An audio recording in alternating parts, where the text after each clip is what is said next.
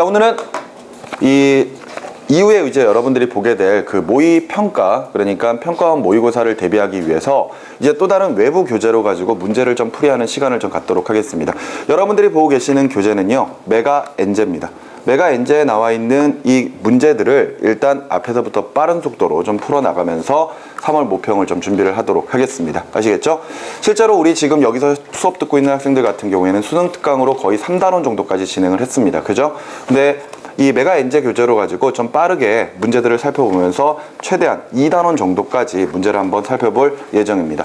자, 문제는 웬만하면은 빠른 속도로 거의 대부분 다 흩어볼 예정이니까 그렇게 여러분들 알고 정신 바짝 차리시기 바랍니다. 알겠습니까?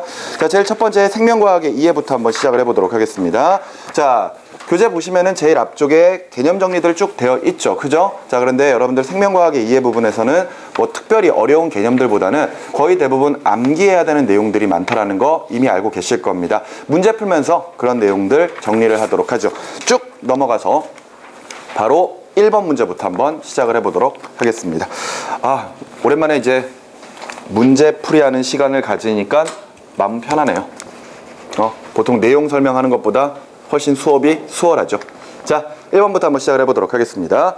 다음은 거미가 거미줄을 이용하여 먹이를 잡는 과정의 일부를 설명한 것이고요. 기억에 나타난 생명현상의 특성과 가장 관련이 깊은 것은 하고 물어봤습니다.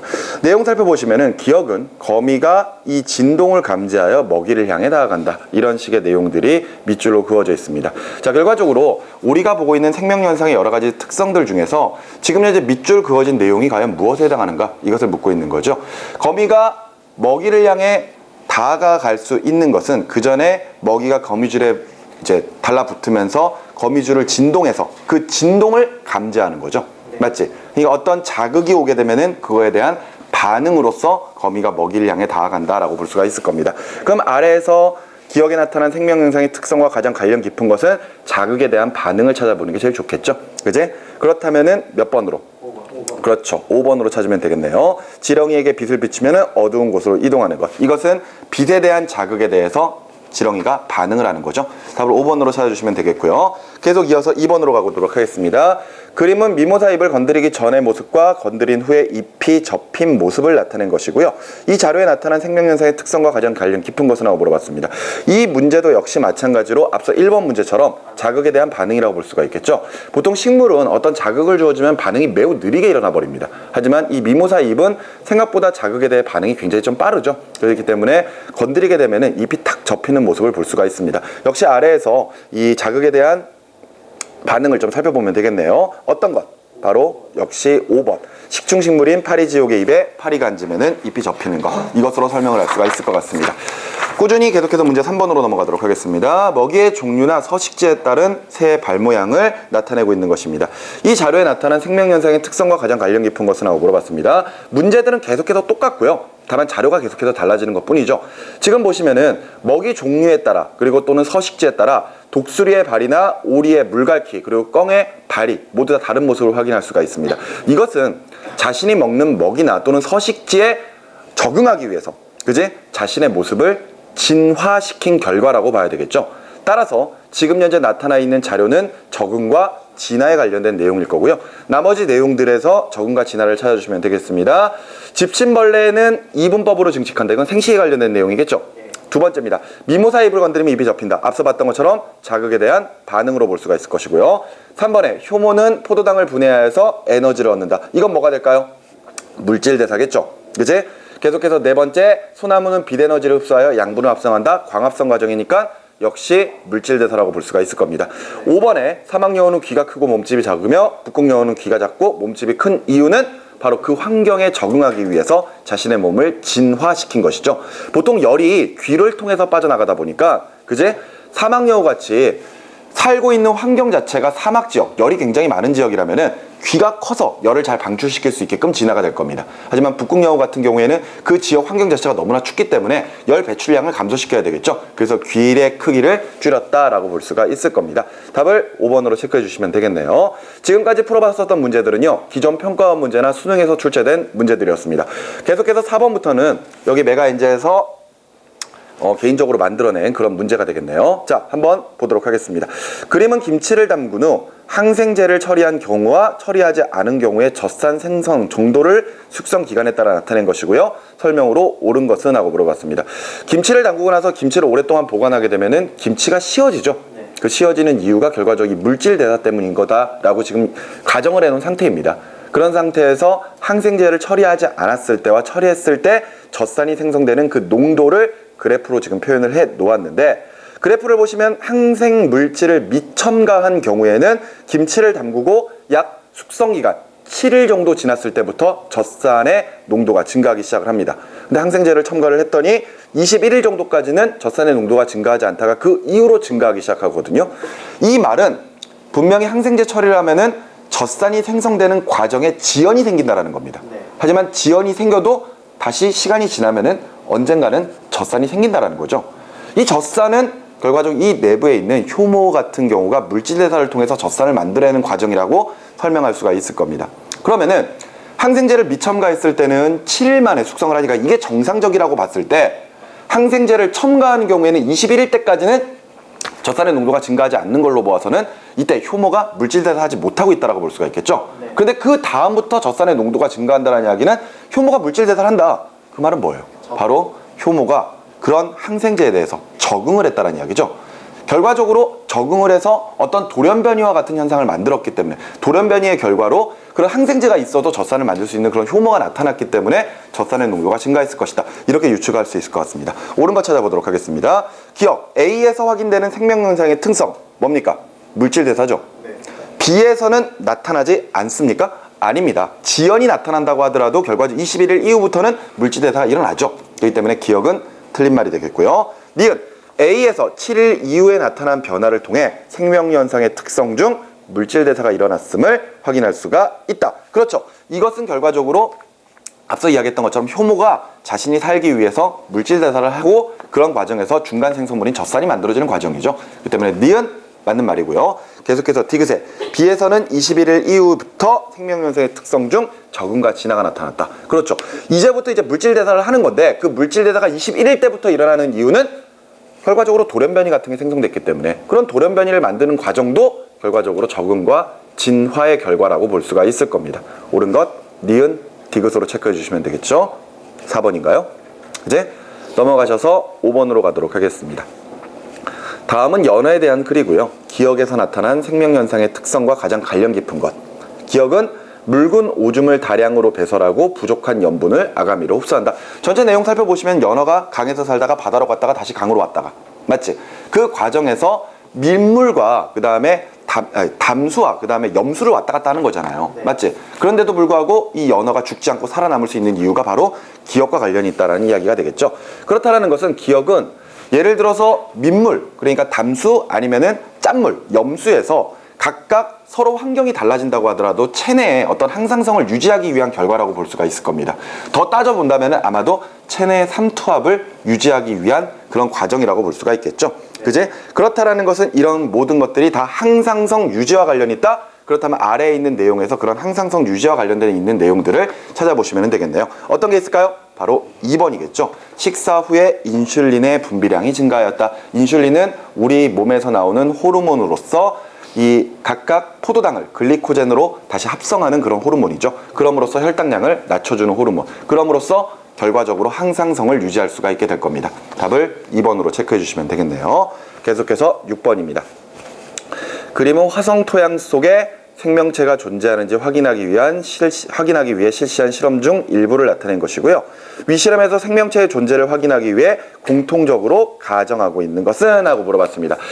예전에는요, 이 화성 생명체 탐사 실험 정말 매번 모평 수능에서 거의 대부분 다 다뤄졌었던 내용입니다. 근데 요즘은 좀 비중이 많이 줄어들었어요. 하지만 이것만큼 문제 내기에 좋은 내용들이 없습니다. 그렇기 때문에 눈여겨서 살펴보셔야 됩니다. 지금 첫 번째 실험 같은 경우에는요, 방사성 동위원소를 포함하고 있는 이산화탄소와 일산화탄소 같은 것들을 넣어주고 가열을 해주는 거죠. 이 안에서 가정하고 있는 것은 토양 속에 만일 광합성을 하는 생물이 있다면은 이런 방사성 원소가 포함되어 있는 이산화탄소 또는 일산화탄소를 이용을 해서 얘네들이 물질 대사를 할 거 아니에요? 그러면서 예를 들어 포도당 같은 유기물질들을 만들어낸다면 그 유기물질에도 방사능 원소가 포함되어 있는 유기물이 나타날 것이다. 이렇게 보고 있는 거죠. 그지? 그러니까 지금 현재 가과정은 물질 대사 중에서 어느 과정? 동화작용이라고 볼 수가 있을 겁니다. 그죠?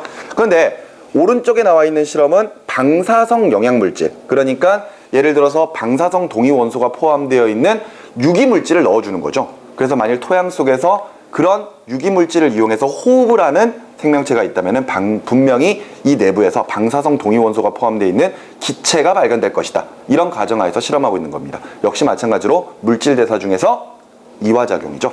그렇다는 것은 공통적으로 가정하고 있는 것. 결과적으로 두 실험은 모두 다 물질 대사를 하는 생명체가 존재할 것이다. 이런 가정하에서 시작을 하고 있는 거죠. 그렇기 때문에 답을 2번으로 체크해 주시면 되겠습니다. 6문제를 푸는 동안에 한 번도 칠판에 필기를 안 했네요. 너무 좋습니다. 자, 계속해서 생명체의 구성 단계로 한번 넘어가 보도록 하겠습니다. 자, 생명체의 구성 단계에서는 동물과 식물을 각각 구별을 해야 되죠. 크게 본다면은 세포부터 시작을 해서 조직, 기관, 개체 이렇게 나눌 수가 있을 겁니다. 그런데 동물 같은 경우에는 세포부터 시작을 하겠죠. 세포에서 조직, 그 다음에 기관, 그리고 기관계, 그리고 개체 순으로 각각 구성 단계가 나타나게 될 것이고요. 식물 같은 경우에는 세포에서 조직을 지나 조직이 모여서 조직계, 그 다음이 기관, 그리고 개체 순으로 구성 단계가 나타나겠죠. 이때 대표적인 예들은 알아두시는 게 좋습니다. 알겠죠? 우리 문제 풀기 전에 위쪽에 보시면은 그런 대표적인 예들이 다 표현되어 있죠. 그지? 그런 내용 보시고 꼭 한 번씩 정리하시기 바래요. 다른 부분보다 중요도가 떨어진다고 생각을 해서 이 부분 그냥 쓱 보고 넘어가 버리는 경우 있는데 문제 안 나오는 거 아닙니다. 알겠습니까? 분명히 문제 나와요. 보통 전체 부분에서 분명히 고르게 문제가 출제가 된다면은 이 부분에서 충분히 한 문제 정도 출제 가능합니다. 자, 7번 문제로 넘어가도록 하죠. 다음은 동물과 식물의 구성체제의 예를 각각 나타낸 것이고 이에 대한 설명으로 옳은 것은 했습니다. 마지막 개체를 보시면은요, 위쪽에 나와 있는 거는 사람이고 아래쪽에 나와 있는 건 밤나무입니다. 맞지?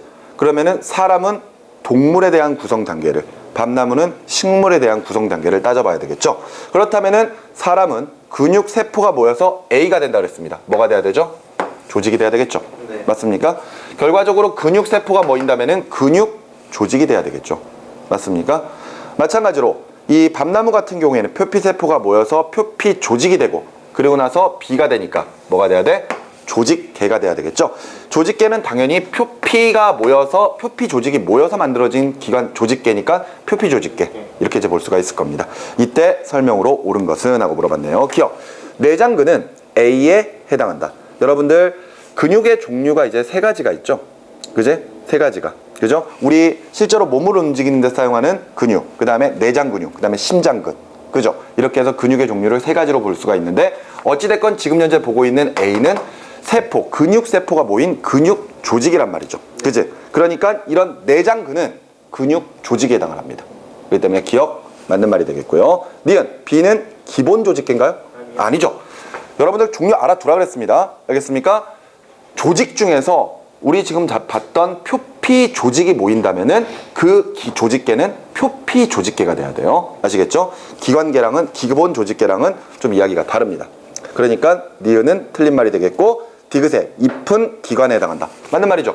네. 여기서 식물 같은 경우에 기관 이러면은 식물의 구조 하나하나를 똑똑똑똑 뗐을 때 거기에서 나오는 것들이 모두 다 기관이라고 볼 수 있지. 그러니까 잎, 줄기, 뿌리 뭐 이런 것들, 그런 것들이 모두 다 열매 이런 것들이 모두 다 조직이라고 볼 수 있을 겁니다. 따라서 답을 기억과 디귿으로 체크하면 되니까 4번으로 체크하시면 되겠네요. 계속해서 8번으로 가도록 하겠습니다. 표는 동물 조직 A부터 C의 예를 나타낸 것이고 A부터 C는 각각 상피 조직, 결합 조직, 신경 조직 중에 하나입니다. 설명으로 옳은 것은 했어요. 먼저 그림 A를 보니까 딱 봐도 지금 이거 적혈구랑 백혈구 표현한 것 같죠? 네. 맞습니까? 적혈구는 가운데가 쏙 들어간 원반 모양, 백혈구는 크기가 크고 핵이 존재하죠. 그러니까 A 같은 경우에는 혈액 성분들을 표현하고 있는 거니까 그런 조직이라면 무슨 조직? 결합 조직이죠. 그지? B 같은 경우에는 딱 보니까 상피 조직 같은 느낌 들죠? 그리고 마지막 C는 뭐 신경계를 구성하고 있는 신경조직 이렇게 보시면 되겠습니다. 설명으로 옳은 것 가보도록 할게요. 기억 A는 결합조직이다. 앞서 이야기했던 것처럼 적혈구나 백혈구 같은 것들을 의미하고 있기 때문에 결합조직에 해당을 할 것이고요. B는 동물체의 표면이나 내장기관의 안쪽 벽을 덮고 있다. 그렇죠. 상피조직, 껍질이잖아요. 맞지? 그러니까 니은도 맞는 말. 디귿에 소화기관의 위에는 A부터 C가 모두 다 가지고 있다. 이 지금 C 같은 경우에는 앞서 봤었던 신경조직이거든요. 그런데 소화기관 위 같은 경우에는 당연히 혈액이 돌 거 아니에요. 우리 몸에 있는 기관에는 모두 다 혈액이 돌아야 되니까. 그러니까 결합조직에 해당하는 혈액은 분명히 존재할 것이고요. 그리고 당연히 위를 이루고 있는 껍질이 있을 거 아니야. 표피조직이 있어야 되겠죠. 그리고 내장에는 우리가 알고 있는 신경계 중에 말초신경계가 연결되어 있죠. 그지? 그러니까 신경조직도 당연히 포함이 되어 있어야 됩니다. 따라서 옳은 것 기억, 니은, 디귿 5번으로 체크하시면 되겠죠. 넘어갑니다. 자, 계속해서 9번으로 가죠. 가부터 다는 동물의 몸을 구성하는 단계를 나타내고 있는 것이고요. 이에 대한 설명으로 옳은 것은 하고 물어봤습니다. 자, 가가 뭔가요? 가가 뭔가 하니? 세포가 모여서 만들어진 거죠? 그러니까 가는 조직이라고 볼 수가 있을 거고요. 나는 뭡니까? 그렇죠. 나는 하나하나의 덩어리잖아요. 그죠? 여기에는 지금 위가 나와 있네요. 그죠? 그러니까 이거는 기관, 그러면 다는 당연히 기관계. 그죠? 아마 위가 포함되어 있으니까 소화기관계. 이렇게 이제 우리가 표현할 수가 있을 겁니다. 설명으로 옳은 것 계속해서 가보도록 할게요. 기억, 가 단계에 해당하는 예로는 근육이 있다. 가가 뭐라고? 조직. 아까 우리 문제 풀어봤었잖아. 근육세포가 모이면 근육조직. 그 근육조직이 우리가 이야기하는 근육 자체예요. 그렇기 때문에 기억 맞는 말이 되겠고요. 니은의 나 단계는 동일한 구조와 기능을 가진 조직들의 모임이다. 뭐가? 나 단계? 기관이잖아요. 그치? 그러니까 이런 기관 같은 것들을 형성할 때 동일한 구조와 기능을 가진 조직들의 집합이다. 맞습니까? 얼핏 읽으면은 맞는 표현처럼 들립니다. 근데 보세요. 우리가 보통 구성 단계를 표현할 때 사실 구성 단계 중학교 때부터 다뤄지거든요. 그렇지 않습니까?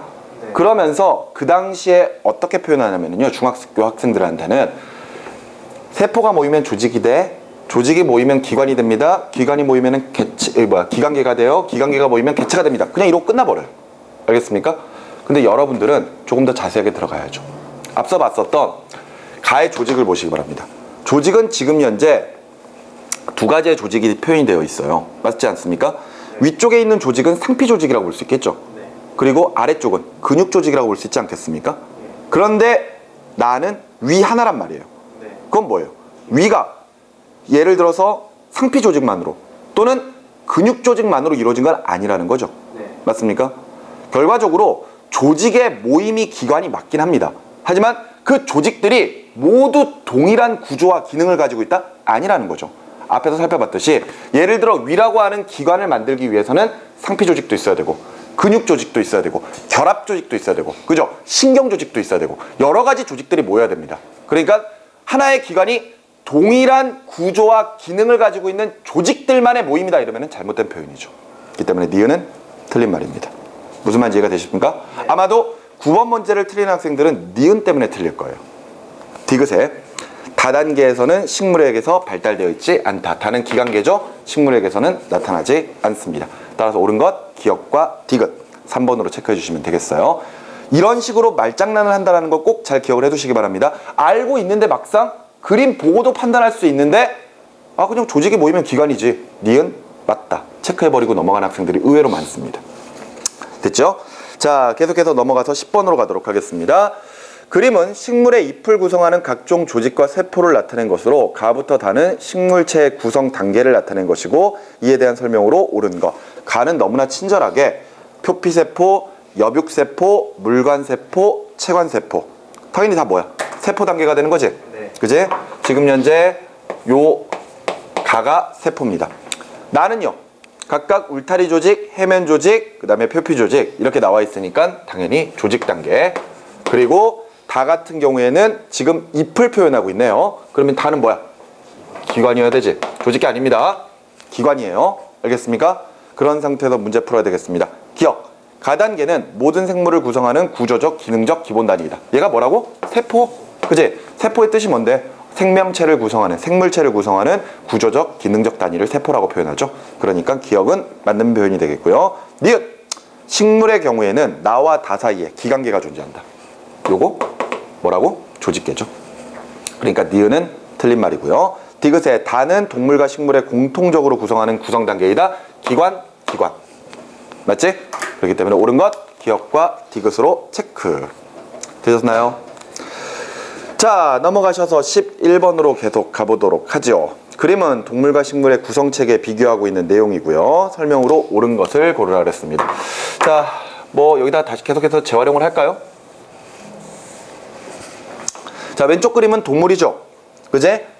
A부터 시작을 해보면, 아래쪽부터 시작을 해보면 세포부터 시작을 하고 있습니다. 그죠? 세포에 나와 있는 게 근세포랑 상피세포 같은 거 나와 있고요. 그 다음에 B단계는 민문이근 상피조직. 그죠? B가 돼야 되겠네요. 그죠? 그리고 나서 가랑 나가 나와 있네. 가는 뭐야? 가는 소장이니까 기관이지. 그지? 그리고 나는 소와 개니까 기관개가 될 거고요. 됐습니까? 옆에 넘어가면은 역시 마찬가지로 물관세포, 체관세포 나와 있으니까 세포. 그리고 B는 얘네들이 모인 물관과 체관이니까 조직. 그리고 나서 물관부랑 체관부 이런 부분을 나타내고 있는 부분은 조직계가 될 것이고요. 그리고 나서 줄기 부분을 나타내고 있는 것은 기관으로 표현을 해야 될 겁니다. 맞죠? A와 B는 현재 공통입니다. 각각 세포와 조직 두 개를 동시에 이야기하고 있는 것이고 가나다라는 달라요. 자, 설명으로 옳은 것 가보도록 하죠. 기억, A는 생물체를 이루는 기본 단위이다. 앞서 풀어봤었죠? 기억 맞는 표현이고요.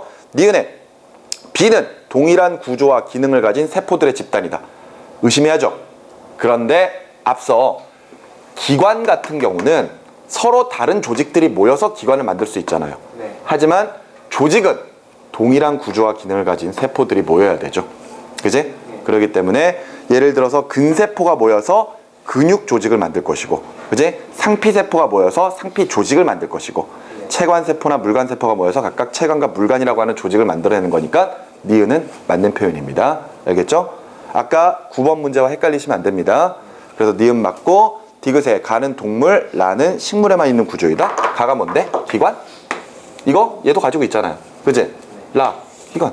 둘 다 기관인데 뭐. 그지? 그러니까 디귿은 틀렸네요. 옳은 것은 기억과 니은 두 가지로 체크해 주시면 되겠고, 동물은 나만 가지고 있고요. 그지? 식물은 다만 가지고 있죠.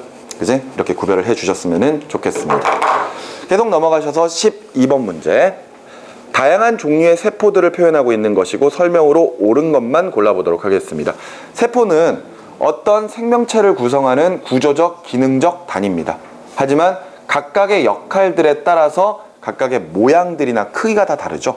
여기에 나와 있는 상피세포, 적혈구, 근육세포, 신경조직, 뉴런이잖아요. 모두 다 하나하나의 세포들입니다. 하지만 기능에 따라 모양들이 다 다르다는 걸 확인할 수 있을 겁니다. 뉴런 같은 경우에는 길이가 얼마 정도 될 거라고 생각하십니까? 다 달라요. 그러면 최대로 긴 뉴런은? 허리부터 발끝까지. 그렇죠. 보통 뉴런 중에서는 가장 긴 뉴런 같은 경우가 거의 한 1m 길이 정도에 해당을 합니다.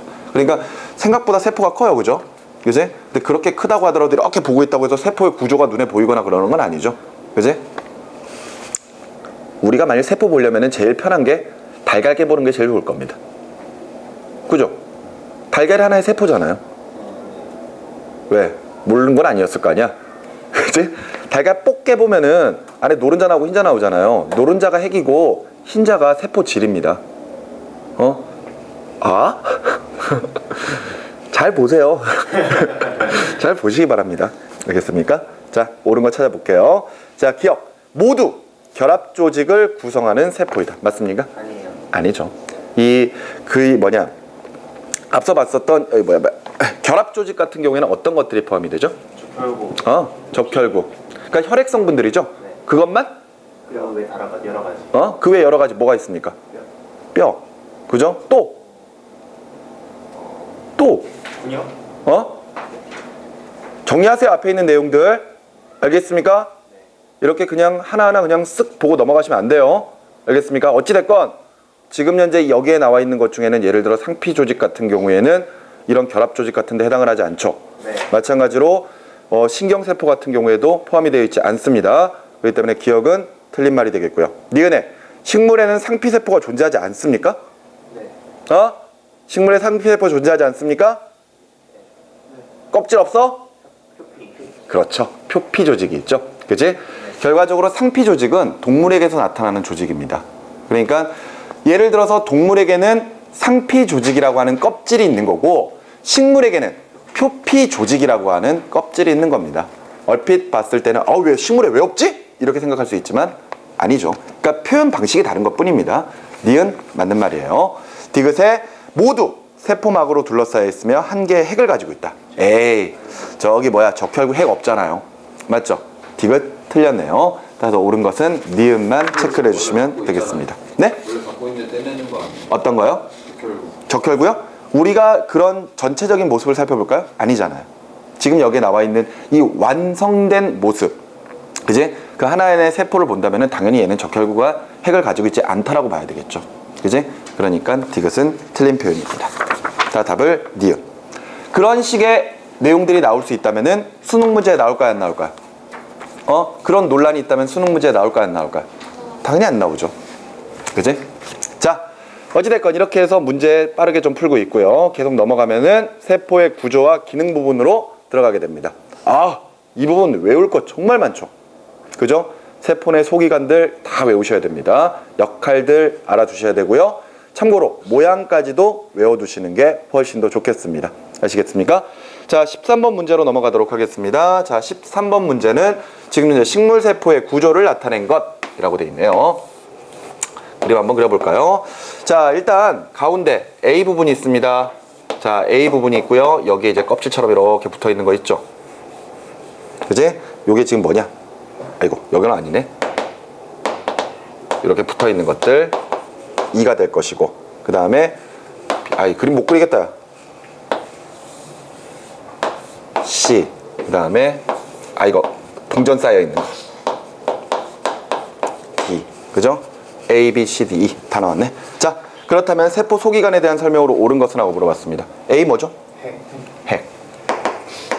이중막 구조죠? 네. 맞습니까? B는 뭔가요? B는 뭐야? 골지체. B는 지금 소포체가 있고 소포체에 붙어 있는 부분이지. 이거 E 알았니? 그럼 얘는 뭐? 이거 내가 아까 뭐 물어봤냐? B요. B 물어봤어? B 지금 이렇게 껍질이 이렇게 따다닥 쌓여 있는 구조죠? 네. 그지? 이거 뭐야? 골지체. 그렇죠. 골지체. C는 뭡니까? C는 식물 구조에서 주로 발달하는 액포. 동물 세포에 없습니까? 있죠. 그지? 동물 세포에 액포 있습니다. 하지만 주로 발달하는 것은 식물 세포. 그다음에 D는 이거 지금 현재 껍질로 이렇게 막 동전 같은 게 막 쌓여 있는 구조잖아요. 그지? 이름 뭐야? 엽록체. 동물 세포에서는 나타나지 않고요. 그다음에 E는요? 그렇죠. 소포체죠. 잠깐만, E가 소포체 맞나? 아닌데? 이 그림 아니야. 이게 지금 소포체죠? 네. E는 소포체에 붙어 있는 부분이죠. 그지? 이거는 리보솜이죠. 그림 잘 봐주시기 바랍니다. 자, 그랬을 때 A부터 E에 대한 설명으로 옳은 것. A는 핵이다. 맞고요. 니은 B는 액포이다. 틀렸네요. B가 뭐? 골지체. 골지체의 역할은? 골지체의 역할 이동. 물질의 수송 그리고 분비까지. 그지? 됐습니까? 네. 그 다음에 디귿 3번. C에는 광합성이라 한다. 액포인데? 액포는 뭐 하는 장소죠? 노폐물. 답은 나왔네. 그러고 보니까 1번이네. 그지? 액포는 뭐라고? 노폐물 저장. 그지? 또는 다른 양분 같은 것도 저장할 수가 있죠. 그지? 똥주머니. 알았니? 자, 그 다음에 D는 엽록체. 그죠? D에는 동물 세포도 있습니까? 아니죠. 식물 세포가 주로 가지고 있는, 식물 세포만 가지고 있는 구조이고요. E는 리보솜. 단백질 합성 장소가 되겠죠. 답을 1번으로 찾아주시면 되겠습니다. 자, 계속 넘어가서 14번 문제. 세포 소기관에 대한 자료이고요. 기억부터 디귿에 해당하는 것으로 가장 적절한 것. 핵은 유전 물질인 기억을 가지고 있어서 유전 형질 발현에 중요한 역할을 한다. 밑에 보니까 기억에 해당하는 거 DNA랑 RNA 있어요. 둘 다 핵산 유전 물질이죠. 그지? 근데 주로 우리가 보는 유전 물질은 DNA일 겁니다. 그죠? RNA 같은 경우에도 당연히 유전 정보를 담을 수는 있지만 예를 들어서 mRNA나 tRNA 또는 rRNA 같이 이렇게 각자의 어떤 특이한 역할들을 수행하고 있는 유전 물질이라고 보시는 게 더 나을 겁니다. 기억은 DNA 들어가시면 될 거고요. 두 번째, 미토콘드리아에서는 생명활동에 필요한 에너지가 생성되는 니은이 일어난다. 미토콘드리아에서 주로 해야 되는 가장 중요한 역할은 세포호흡. 그죠? 그러니까 니은은 세포호흡 들어가시면 되겠고, 디귿은 효소를 가지고 있어 세포 내 소화를 담당한다. 그렇죠. 리소좀입니다. 리보솜이랑 이름이 상당히 비슷한데, 리보솜은 단백질 합성 부분, 리소좀은 소화를 담당하고 있는 부분. 그죠? 그래서 답을 2번으로 체크해 주시면 됩니다. 넘어가도록 할게요. 계속 넘어가셔서 15번 문제로 가도록 하겠습니다. 골지체가 소포체랑 가까이 있어요? 어떤 거요? 골지체가 네. 소포체랑 가까이 있어야 돼요? 요거랑? 그건 아니에요. 이게 떨어진 거야, 소포체에서. 매끈면 거기서 굳이 가까이에 있을 필요는 없습니다. 그렇게 뭐 굳이 비교를 할 필요는 없으니까 그냥 편하게 생각을 하세요. 자, 15번 계속 가보도록 하죠. 세포 내에 존재하는 구조 중 일부를 나타내고 있는 것이고, 이에 대한 설명으로 옳은 것은? 하고 물어봤습니다. 자, A가 뭐죠? A 그림은 핵을 표현하고 있는 겁니다. 핵이고요. B는 뭘 것 같습니까? B는 핵공이네요. 핵공. 알았지? 핵공이고요. C는 지금 소포체죠. 그런데 지금 C에는요, 지금 리보솜이 붙어 있습니다. 그러면 얘는 거친면 소포체. 그럼 D는? D는 똑같은 소포체예요. 다만 리보솜이 부착되어 있지 않은 매끈면 소포체. 이렇게 정리하시면 되겠습니다. 그럼 이제 문제 풀 수 있죠? 그지? 자, 옳은 것만 찾아보도록 하겠습니다. 기억에 A에 존재하는 DNA는 B를 통해 세포질로 이동하여 생명활동을 조절한다. 맞습니까? DNA가 생명활동을 조절하는 건 맞죠? 그런데 DNA가 직접 핵공을 통해 밖으로 빠져나가나요? 아닙니다. 예를 들어서 tRNA와 같은 이런 또 다른 유전 물질에서 전사 과정을 통해서 바깥쪽에 있는 리보솜으로 유전 정보가 전달이 되는 거죠. DNA가 직접 이동하지 않습니다. 기억 틀린 말이 되겠고요. 니은 C와 D는 둘 다 소포체이다. 둘 다 소포체인데 C는 리보솜이 부착되어 있는 거친면 소포체, D는 소포체가 부착되어 있지 않은 리보솜이 부착되어 있지 않은 매끈면 소포체. 따라서 니은 맞는 표현이고요. 디귿 C의 표면 리보솜 부착되어 있다. 맞는 표현이죠. 답을 니은과 디귿 4번으로 체크하시면 됩니다. 됐나요? 계속 이어서 16번으로 계속 갑니다. 동물세포와 식물세포의 구조를 비교하고 있는 것이고요. 이에 대한 설명으로 옳은 것은? 하고 물어봤습니다. 자, 세포를 기준으로 반으로 딱 쪼개서 왼쪽과 오른쪽으로 표현되어 있습니다. 그런데 왼쪽과 오른쪽에서 뚜렷하게 나타나는 차이, 바로 왼쪽은 바깥쪽에 세포벽이 존재하죠. 따라서 왼쪽은 식물세포, 오른쪽은 동물세포라고 볼 수 있을 겁니다. 맞죠? 그런 상태에서 지금 A는 공통으로 가지는 거죠? A는 핵일 거고요. 그죠? 그 다음에 B는 뭘까요? B는 식물세포에 있는 쪽에만 존재하죠. 그러니까 엽록체라고 볼 수가 있을 것이고요. C는 뭡니까? 중심립이네요. 그죠? 중심립도 주로 동물세포에서 주로 발달하죠. 그 다음에 D는 떨어져 있는 거, 리보솜. 그죠? D는 리보솜이고요. 마지막 E는, 그렇죠, 동물세포와 식물세포 다 가지고 있죠? 미토콘드리아입니다. 그죠? 자, 설명으로 옳은 것 가보도록 하겠습니다. 기억에 A는 D의 합성에 관여한다. A가 뭐라고요? 핵. 그리고 D는 뭡니까? 리보솜. 아까 우리 핵 속에 있는 DNA, 유전 물질들이 예를 들어 tRNA 같은 이런 핵산, 유전 물질을 통해서 전달되면 리보솜에서 그런 유전 정보를 번역 과정을 거쳐서 단백질을 합성하게 되죠. 그지? 그러니까 기억은 맞는 표현이 되겠고요. 니은, E가 뭐라고요? 미토콘드리아. 그죠? 에너지 소비가 많은 간세포에 많이 존재한다. 미토콘드리아가 해야 되는 가장 중요한 역할은 에너지 생성. 그러니까 당연히 에너지가 많이 필요한 세포에 많이 존재합니다. 간, 어마어마하게 많은 에너지가 필요한 그런 아주 중요한 제2의 심장이라고 부르는 그런 내부 장기예요. 핵이 리보솜 합성이에요? 네? 핵이 리보솜을 합성해요? 결과적으로 핵 속에 있는 DNA, 유전 물질, 그 유전 물질이 리보솜에게 정보를 전달하죠. 그 과정을 이야기를 하고 있는 겁니다. 그래서 니은 맞는 말이 되겠고요. 그리고 디귿에 니은 했지? 네.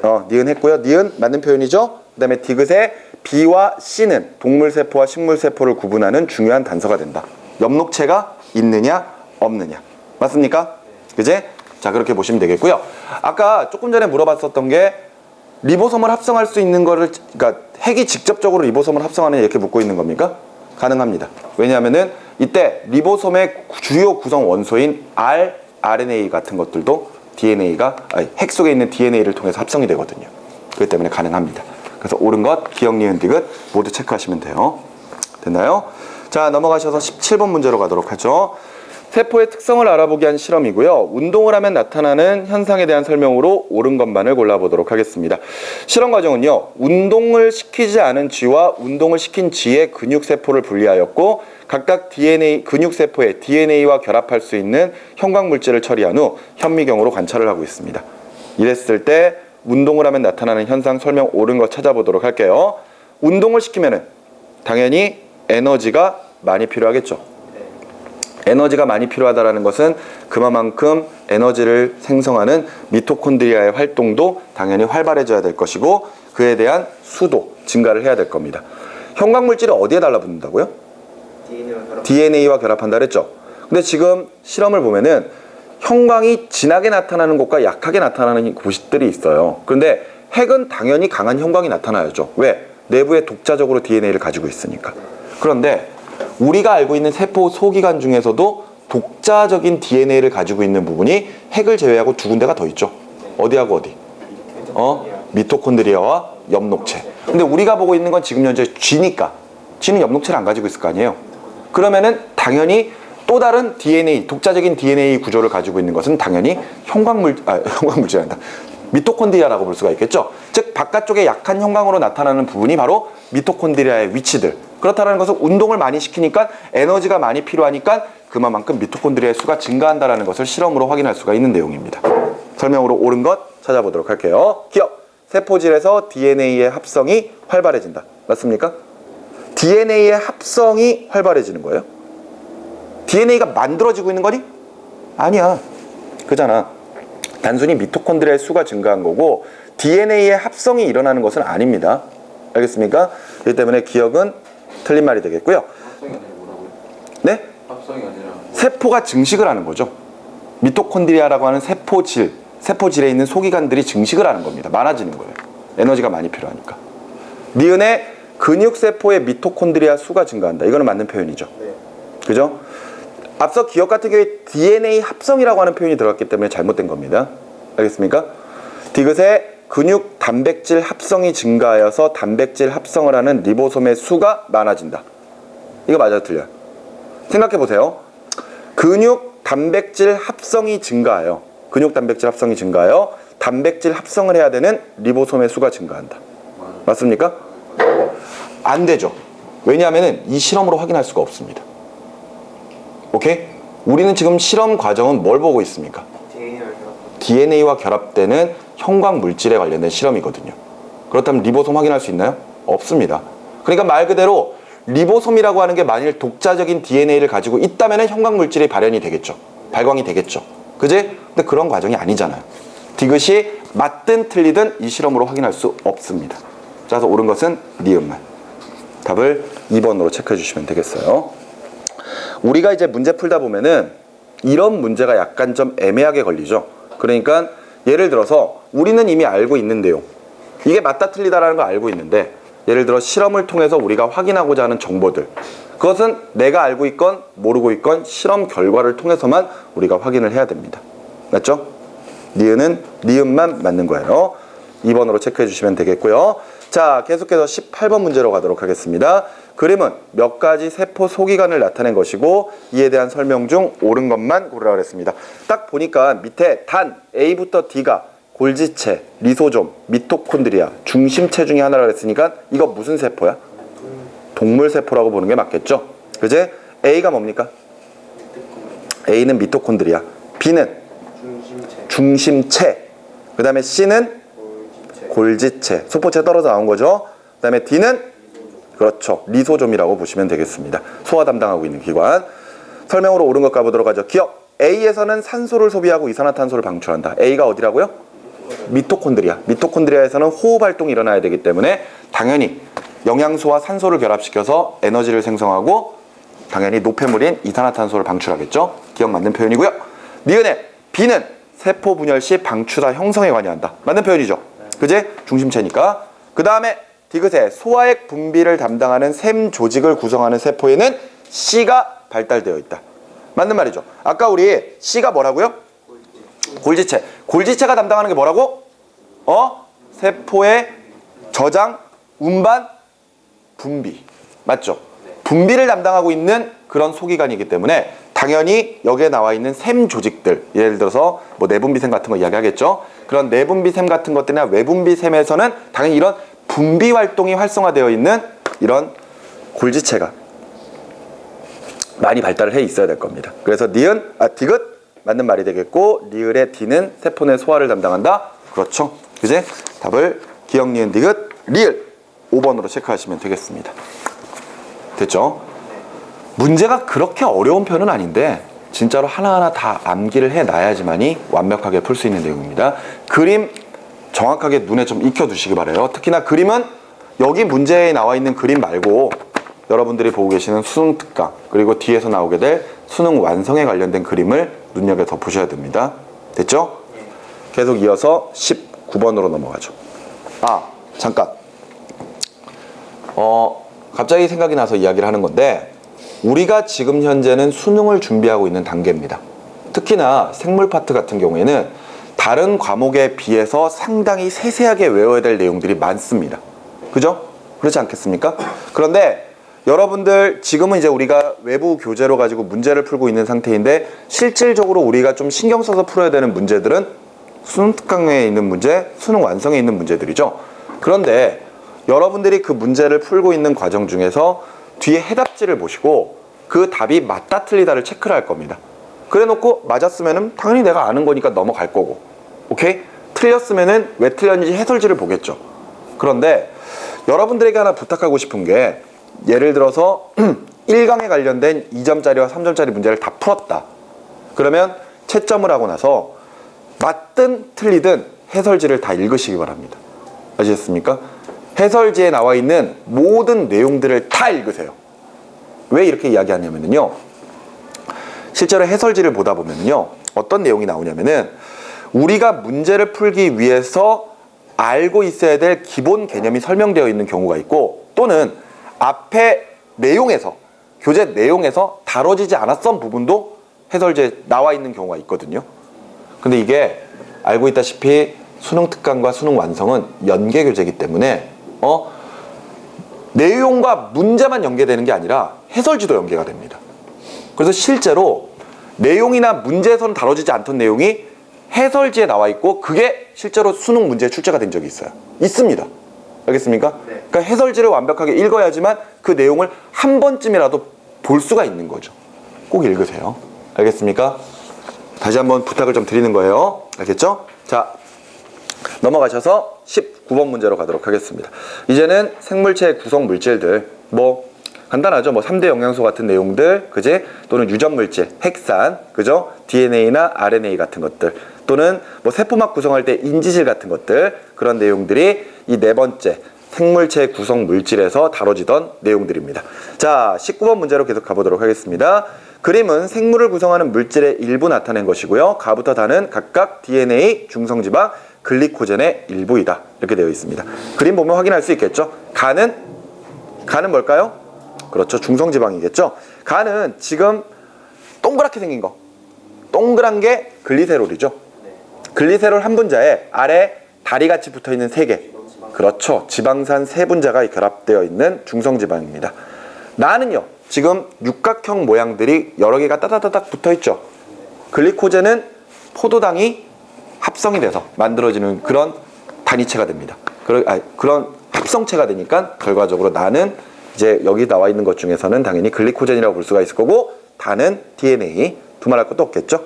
설명 옳은 것 가보도록 하겠습니다. 기억, 간은 유기용매에 잘 녹는다. 지방산이니까, 그지? 물 기름과 친하겠죠. 그렇기 때문에 기억 맞는 표현이고요. 니은 나는 글리코젠이다, 맞고요. 디귿의 다의 구성 단위는 하고 물어봤습니다. DNA의 기본 구성 단위는 뉴클레오타이드. 디귿도 맞는 표현이네요. 옳은 것 기억, 니은, 디귿 5번으로 체크. 유기용매가 어떤 거예요? 네? 유기용매가 어떤 거예요? 유기용매. 그러니까 용매라고 하는 게 물질을 녹여주는 거죠. 그죠? 이때 유기용매, 그러니까 기름 성분을 가지고 있는 용매들입니다. 벤젠 같은 것들, 아니면은 사염화탄소 같은 것들, 그런 것들이 유기용매에 해당을 하죠. 그리고 반대로 물과 친한 용매들도 있죠. 말 그대로 물이 있고요. 그지? 알코올 같은 것들. 그지? 그런 것들이 물과 친한 용매들입니다. 유기용매 자체가 그냥 녹여주는. 용매라고 하는 표현이 녹여주는 물질이에요. 그러니까 이거는 화학에서 나오는 건데 용질 플러스 용매가 용해 과정을 거쳐서 용액이 된다라고 이야기하죠. 이때 용질이 녹는 물질, 용매가 녹여주는 물질, 서로 섞여서 녹아지는 과정을 용해, 그렇게 만들어진 것을 용액. 그러니까 예를 들어 소금을 만들 때 소금이 녹아 들어가니까 소금이 용질, 물이 용매.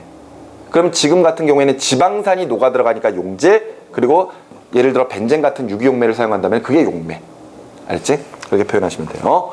자, 20번으로 가겠습니다. 그림은 생물체를 구성하는 물질 중 어느 한 종류에서 단위 분자가 결합하는 과정을 나타내고 있는 것이고요. 이에 대한 설명으로 옳은 것은 하고 물어봤습니다. 자, 구조식을 보는데 지금 현재 나와 있는 구조식 왼쪽 같은 경우에는요, 지금 현재 그림을 잘 살펴보시면은 C, 탄소를 기본 주축으로 해서 위쪽에 지금 현재 H가 붙어 있고 여기에 R1이라고 붙어 있는 거 있죠. 그지? 이것을 우리가 알킬기 또는 여러분들 곁사슬이라고 읽죠. 오케이? 그리고 양 옆으로는 각각 N2H, NH2라고 읽으시면 돼요. 그리고 이쪽 부분에는 COOH가 붙어 있습니다. 근데 이거는 구조를 이렇게 표현을 해놨네요. 자, 요 구조 많이 봤죠? 그지? 이거 아미노산입니다. 그죠? 근데 그 옆에도 아미노산이 있어요. 역시 C가 있고요. H 붙어 있고 여기서는 알킬기 2인가? 알킬기 2. 그 다음에 여기 NH2 구조가 구조식으로 그리면은 이렇게 표현되거든요. 알겠니? 이렇게 되어 있고 여기에 이제 COOH 이렇게 되어 있는 거죠. 이때 두 종류의 아미노산들이 서로 간에 결합해서 뭘 만들어내는 과정? 아미노산과 아미노산이 결합해서 뭘 만들어내는 과정? 단백질 만들어내는 과정. 그 과정을 설명하고 있는 거잖아요. 오케이? 그랬을 때 각각 아미노산과 아미노산이 가지고 있는 양 옆에 COOH 부분과 NH2 부분, 보통 우리가 카르복식이랑 아미노기 이렇게 표현을 합니다. 이런 부분들이 각각 결합됐을 때 이 COOH 부분에서는 OH가, NH2 부분에서는 H가 각각 떨어져 나와서 얘네들은 물로 빠져나오고요. 중간에 있는 구조가 C, O, N, H 요 구조로 바뀌는 것, 바로 펩타이드 결합을 지금 현재 그림으로 설명을 하고 있습니다. 그죠? 펩타이드 결합. 자, 요 펩타이드 결합은 단백질 만들어낼 때 일어나는 결합들이에요. 그랬을 때 저런 펩타이드 결합을 통해서 쭉 연결되어 있는 고분자를 폴리펩타이드 이렇게 표현하고 그 폴리펩타이드에 단백질 같은 구조가 있는 겁니다. 자, 설명으로 옳은 것 가보도록 하겠습니다. 기억, 단위 분자는 포도당이다. 이거 포도당인가요?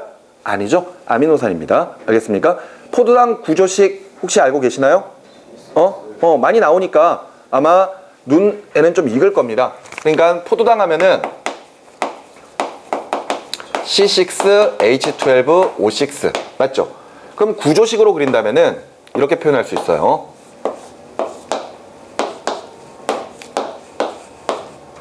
자, 각각의 꼭지점에는 다 탄소들이 있고요.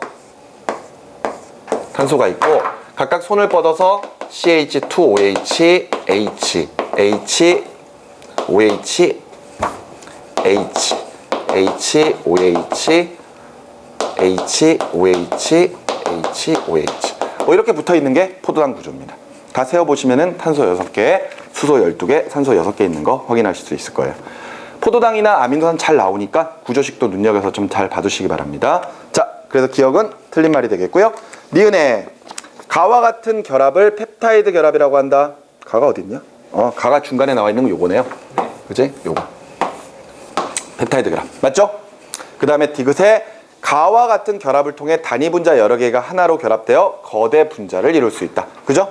이렇게 펩타이드 결합을 통해서 하나하나의 단위 분자들이 거대한 고분자로 가기는 과정을 이 축합 반응이라고 표현을 합니다. 알겠니? 축합 반응. 그래서 축합체, 축합 중합체 이런 것들을 형성을 하게 되죠. 그래서 답은 니은과 디귿 4번으로 체크하면 되나요? 그지? 자, 계속 넘어가셔서 21번 문제로 가도록 하겠습니다.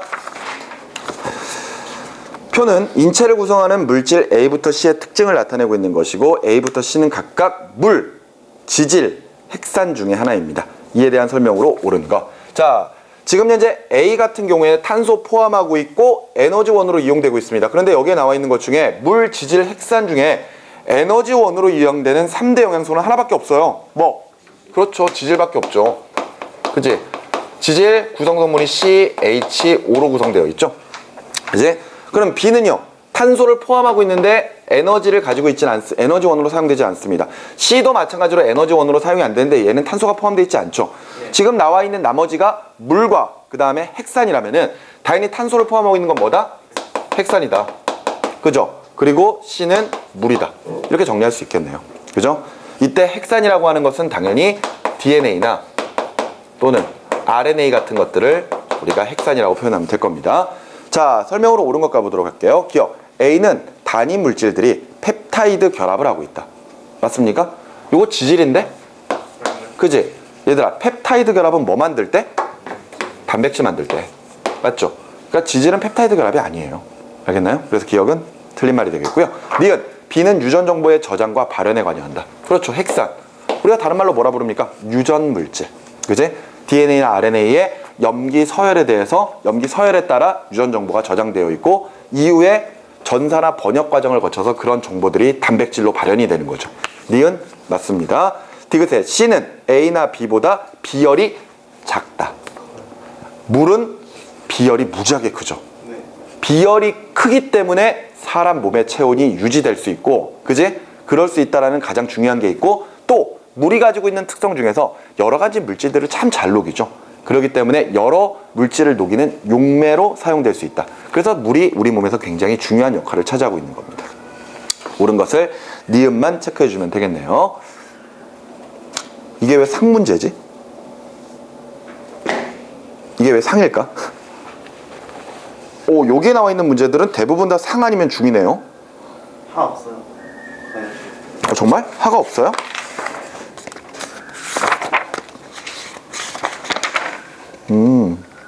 그러네. 하 문제가 없네. 풀 필요도 없다는 얘기군요. 그지? 자, 22번 가보도록 하죠. 그림은 생물체를 구성하는 두 종류의 물질의 구조를 나타내고 있는 것이고 이에 대한 설명으로 옳은 것 하고 물어봤습니다. 간은 뭘까요? 그렇죠. 간은 지금 현재 DNA를 보여주고 있는 것이죠. 뉴클레오타이드를 통해서 지금 현재 두 개의 나선이 만들어져 있는 구조. 그지? 근데 나는 뭐야? 하나밖에 없죠. RNA입니다. 그죠? DNA와 RNA 각각 좀 보시면은요. DNA는 이중 나선 구조죠. 그리고 DNA의 구성 기본 단위체는 당연히 뉴클레오타이드일 겁니다. 그런데 뉴클레오타이드가 있을 때 그 뉴클레오타이드의 인산과 당이 붙어 있는데 그 당은 무슨 당? 당이 오탄당. 그래 당의 이름이 종류가 뭐야? 그렇죠. 디옥시리보스. 거기에다가 염기 붙을 때 염계 종류 몇 개? 4개. 아데닌, 구아닌, 사이토신, 티민 중에 하나가 붙을 거라는 거. 그런데 RNA는 단일 나선 가닥이죠. 단일 가닥. 그죠? 역시 마찬가지로 뉴클레오타이드라고 하는 기본 단위체로 구성되면서 인산이 있고요. 당은 리보스. 이때 리보스에 비해서 얘는 산소 하나가 부족한 당이라고 그랬습니다. 둘 다 오탄당이에요. 그래서 오각형으로 그리죠. 그런 다음에 염기, 아데닌, 구아닌, 사이토신, 우라실. 그죠? 저 중에 하나를 가집니다. 위에 있는 거는 DNA의 구조. 밑에 나와 있는 나는 RNA의 구조입니다. 설명으로 옳은 것 가보도록 하죠. 기억. 가와 나는 둘 다 핵산에 속한다. 맞는 표현이죠. 이제 둘 다 유전 물질의 종류들입니다.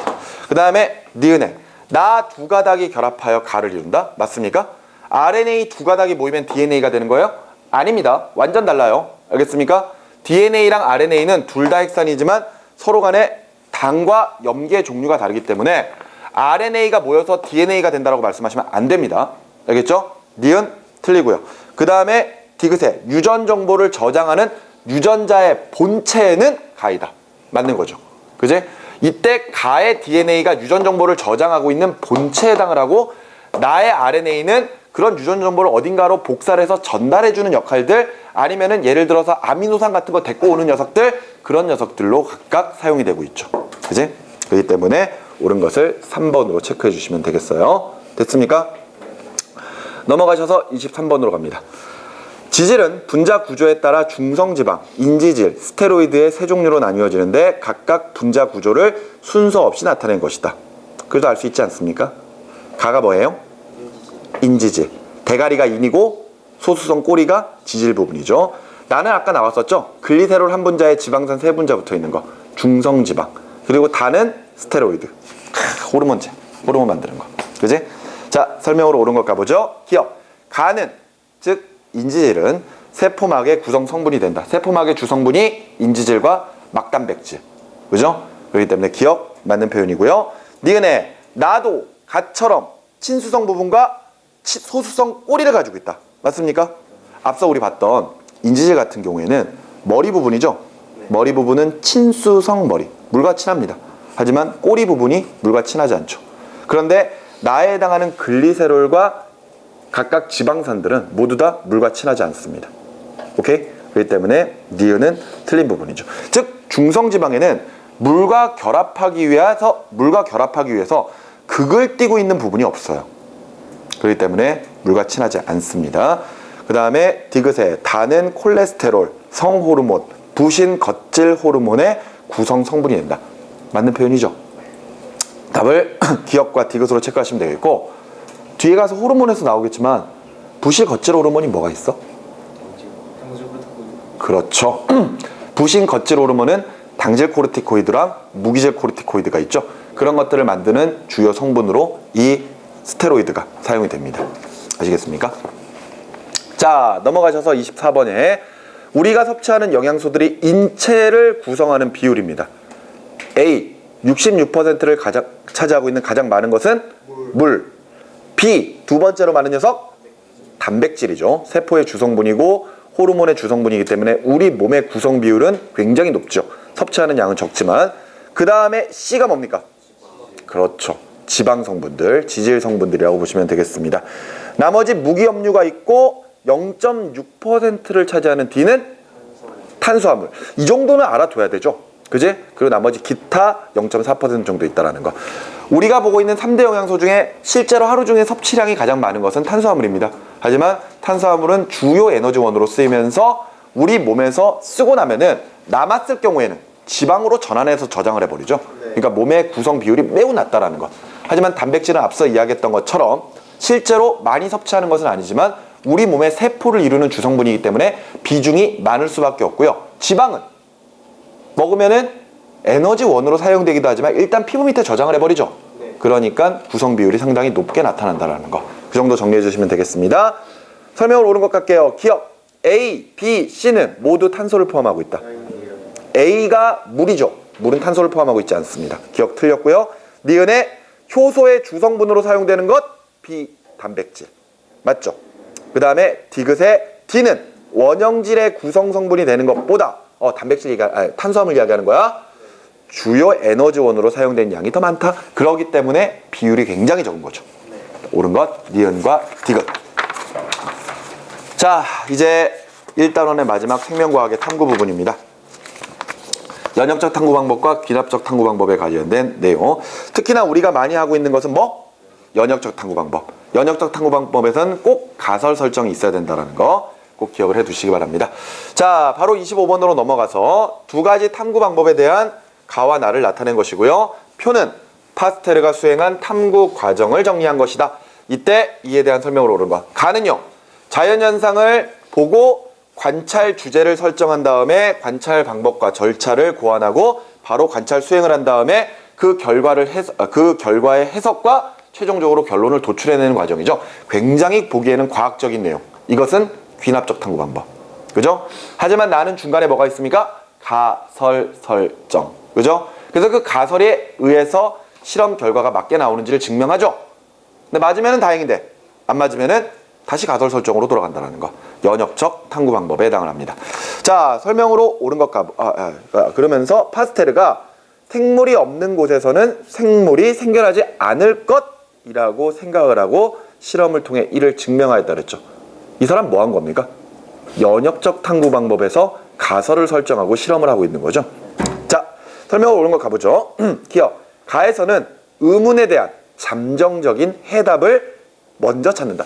여기서 의문에 대한 잠정적 해답이 바로 뭡니까? 가설이죠. 이럴걸? 이것 때문에 그럴걸? 가설이잖아.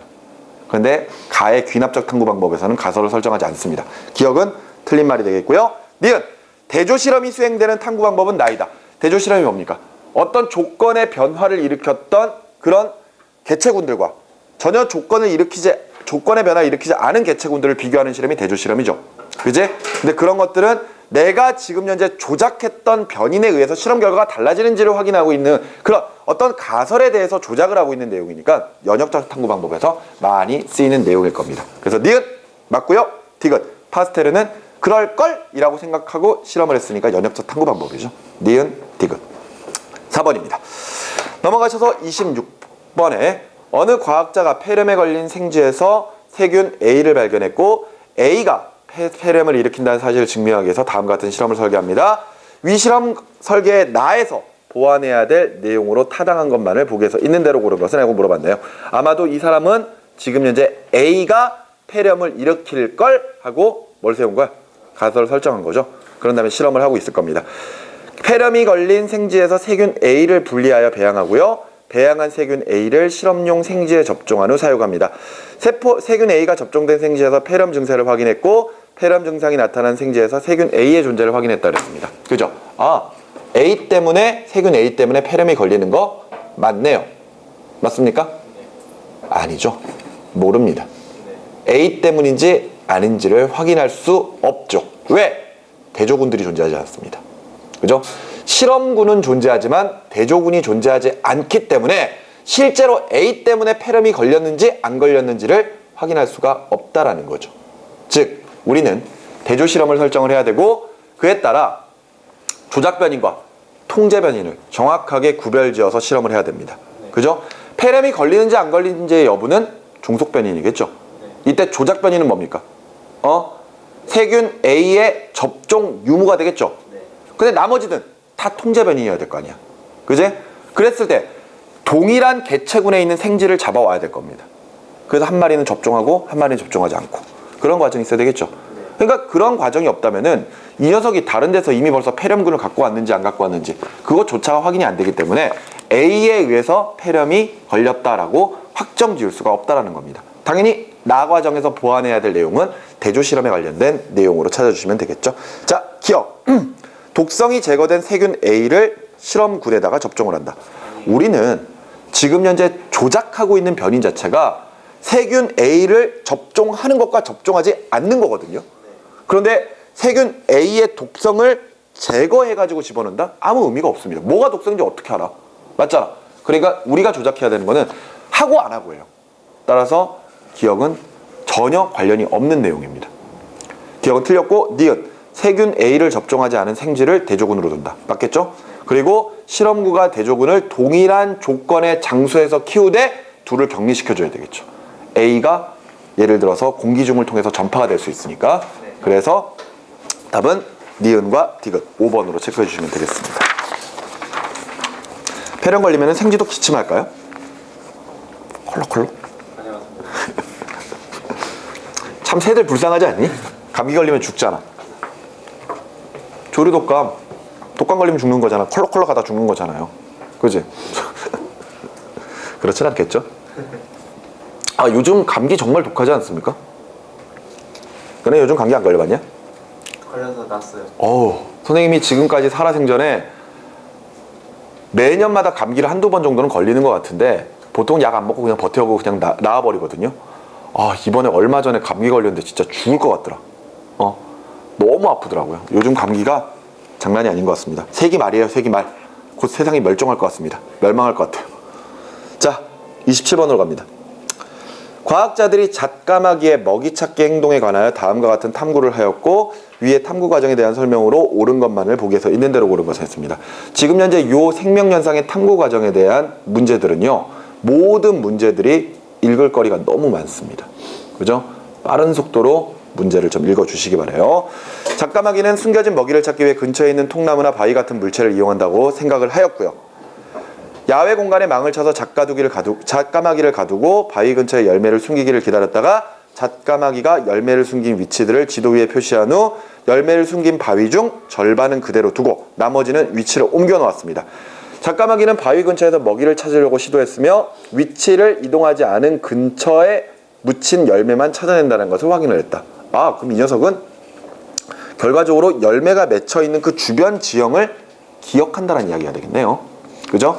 자, 위 탐구 과정에 대한 설명으로 옳은 거 한번 가보도록 하죠. 기억. 귀납적 탐구 방법을 수행하였다. 우리 아까 가해 과정에서 숨겨둔 먹이를 찾기 위해 근처에 있는 통나무나 바위 같은 어떤 지형들을 이용한다 라고 생각했다 그랬죠. 이미 벌써 잠정적인 결론을 내리고 있는 거잖아요. 가설 설정 단계입니다. 그렇기 때문에 이것은 귀납적 탐구 방법이 아니라 뭐다? 연역적 탐구 방법이다. 기억은 틀린 말이 되겠고요. 니은에 대조 실험의 형태가 갖추어져 있다. 그죠? 어디가 지금 대조 실험입니까? 그렇죠. 바위를 가만히 내버려 둔 것과 내버려 두지 않은 것. 그지? 가만히 내버려 두지, 이동시키지 않은 게 결과적으로 대조군이 되는 거죠. 이동시킨 게 실험군이 될 거고요. 그러니까 지금 대조 실험의 형태는 갖추어져 있습니다. 디귿의 가정가는 문제 인식 단계에 해당한다. 아니죠. 이미 벌써 그 현상은 본 거야. 그지? 그래서 이미 가에서 가설을 설정한 단계죠. 그렇기 때문에 옳은 것은 니은만. 이해되었습니까? 자, 나머지 28번. 답이 그래서 니은만이죠. 2번으로 체크하시고요. 28번에 최초의 항생제인 페니실린을 발견한 플레밍이 수행한 탐구 과정 중 일부고 가 과정에 해당하는 탐구 과정의 단계와 그에 대한 적합한 내용이 바르게 짝지어진 것. 푸른 곰팡이가 있었는데 푸른 곰팡이가 지금 현재 자란 주변에 세균이 사라져버렸다. 왜 일어났을까? 이거 뭐야? 문제인식이지? 문제인식을 한 다음에 가를 지나서 실험을 하는 거잖아요. 그럼 가가 뭘까요? 가설 설정이죠. 가설 설정이라면 당연히 4번으로 체크를 해주시면 되겠습니다. 되었습니까? 어려운 거 없죠? 바로 넘어가서 29번으로 계속합니다. 영희가 수행한 탐구 과정의 일부를 순서대로 정리한 것이고 A부터 D에 대한 설명으로 옳은 것만 골라보도록 하겠습니다. 감자가 원래 노란색이었는데 밖에 둔 게 점점 녹색으로 바뀌었고 왜 녹색으로 바뀌지? 의문을 품었다 그랬습니다. 가설 설정, 문제인식 단계네요. 그런 다음에 빛 때문에 감자가 녹색으로 변했을 것이라 생각하였다. 잠정적인 결론, 즉 가설을 설정을 했습니다. 그런 다음에 다 과정에서 실험을 하죠. 두 개의 상자에 각각 A를 넣고, 그지? 그 다음에 B 조건을 같게 유지하면서 두 감자의 C 조건을 달리하고 D를 관찰하였다. A는 동일한 감자를 넣어야 되는 거죠. 그리고 B는 조건을 같게 유지한다고 했으니까 얘네들은 모두 통제 변인입니다. 그리고 C의 조건만 다르게 한다고 했으니까 C가 조작 변인이 될 것이고 앞서 가설 설정에서 빛 때문에 색깔이 변할 것이라고 얘기했으니까 C에 들어가야 될 조작 변인은 당연히 빛을 비춰주는지 안 비춰주는지의 유무가 되겠죠. 그럼 나머지는 다 통제 변인 B가 돼야 되겠네요. 됐습니까? 그러나서 D는 결과잖아. 종속 변인, 감자의 색깔 변화. 그죠? 설명을 옳은 것. A에 넣어준 건 녹색 감자인가요? 아니죠. 원래 감자가 노란색이라고 했으니까 노란색을 넣어줘야 되겠지. 그러니까 기억 틀렸고 니은에 B에 해당하는 변이는 온도 조건이다. 앞서 이야기했던 것처럼 빛의 유무만 빼고는 나머지 다 통제 변인이에요. 그죠? 그러니까 온도 아니에요? 네? 빛이 온도 아니에요? 빛이 온도라고요? 아유, 그거 아니죠. 그거랑 좀 다른 겁니다. 뭐 백열등 켜놔가지고 뜨겁게 하고 그런 게 아니고요. 그냥 빛을 비춰주고 안 비춰주고의 유무입니다. 그러니까 온도랑 관련이 없어요. 아시겠죠? 온도는 예를 들어서 이런 거죠. 뭐 예를 들어 하나는 냉장고에 넣고 하나는 실외에다 꺼내놓은 거. 그런 것들이 온도 조건을 다르게 만든 거. 그렇게 판단하셔야 됩니다. 그러니까 니은은 맞는 조건이고요. C의 조건은 통제 변인? 아니죠. 조작 변인입니다. 그리고 리을의 D 조건은 종속 변인. 바로 감자의 색깔 변화가 되겠죠. 답을 니은과 리을 2번으로 체크해 주시면 됩니다. 자, 30번 문제입니다. 철수는 어느 식물의 씨를 봄에 파종하면 꽃이 피지만 가을에 파종하면 꽃이 피지 않는 것을 발견했죠. 문제의식입니다. 철수는 이 식물의 개화에 영향을 주는 요인에 대한 몇 가지 가설을 세우고 실험을 설계해서 하고 있습니다. 실험 1에서는요. A군과 B군을 나눈 다음에 온도를 다르게 하죠. 10도, 20도. 그 다음에 실험 2에서는 역시 A군, B군을 하고 물을 주는 시간을 매일 3시간 간격으로 주는지 아니면 하루에 한 번씩 주는지. 그리고 실험 3은 역시 A, B를 하는데 각각 하루에 8시간 또는 14시간씩 1000룩스 또는 2000룩스의 빛을 비춰주는 거. 이렇게 막 실험을 하고 있습니다. 근데 이 녀석이 지금 현재 여러 가지 조건들을 바꿔가면서 다양한 가설들을 지금 확인하고자 하고 실험을 하고 있는데 정상적으로 실험하는 것도 있고 그렇지 않은 것도 있죠. 그지? 어찌됐건 결과들도 나와 있습니다. 자, 이 실험을 통해 검증될 수 있는 것만 보기에서 있는 대로 고른 것은? 하고 물어봤거든요. 1번입니다. 먼저 기억입니다. 온도는 개화에 영향을 준다. 실험 1을 보면 되겠죠. 실험 1에서 온도 10도 또는 20도. 그랬더니 10도 때는 개화가 안 되고 20도에는 개화가 됐으니까 이거 검증할 수 있죠. 니은입니다. 강우량은 개화에 영향을 준다. 여기서 강우량이라고 하는 건 비의 양일 거 아니에요. 근데 지금 실험 2를 보시면은요. 매일 3시간 간격으로 물을 주거나 또는 하루에 한 번씩 물을 줬더니 물을 3시간 간격으로 주니까 어떻게 됐어요? 죽어버렸죠? 이게 개화랑 관련이 있어? 없어요. 그러니까 강우량이 개화에 영향을 준다라는 것을 확인할 수 없습니다. 맞죠? 둘 다 살아있는데 물을 줘서 둘 다 살아있는데 하나가 꽃이 피고 안 피고 이런다면 그거에 대한 강우량에 대한 개화 정도를 비교할 수는 있겠죠. 하나가 죽어버렸잖아요. 그럼 당연히 안 되죠. 그지? 그리고 마지막 디귿에 1조 시간은 개화에 영향을 준다. 보니까 실험 3에서 1000룩스랑 2000룩스 빛의 양을 다르게 했는데 하나는 피고 안 피고 이런 현상이 벌어졌거든. 이거 검증 가능합니까? 안 되죠. 왜냐하면은 디귿 같은 경우에는 지금 현재 우리가 조작해야 되는 변인이 1조 시간이거든요. 그런데 지금 실험 3 같은 경우에는 빛을 비춰주는 시간도 다르고 빛의 세기도 다릅니다. 통제 변인이 제대로 이루어지지 않은 거죠. 그렇기 때문에 검증을 할 수가 없습니다. 예를 들어서 실험 3에서 A군과 B군을 예를 들어 하나는 하루에 8시간씩 하나는 14시간씩 둘 다 똑같은 빛의 세기인 1000룩스나 또는 2000룩스로만 빛을 비춰줬으면 검증이 가능할 겁니다. 하지만 통제 변인 1조가 뭐예요? 네? 1조 시간. 1조 시간이라고 하는 게 빛이 비춰지는 시간이에요. 그러니까 실험 조건에서 직접 빛을 비춰주는 그런 시간대를 이야기하고 있는 거죠. 이해되셨습니까? 그러니까 통제 변인이 고르게 이루어지지 않았기 때문에 디귿은 틀린 거. 옳은 것은 기억만 체크를 해주시면 되겠습니다. 이렇게 해서 한 30문제 정도를 풀어보면서 생명과학의 이해 부분을 다뤄봤습니다. 다음 시간에도 계속 이어서 2단원에 관련된 문제를 풀어보도록 하겠습니다. 수고하셨습니다.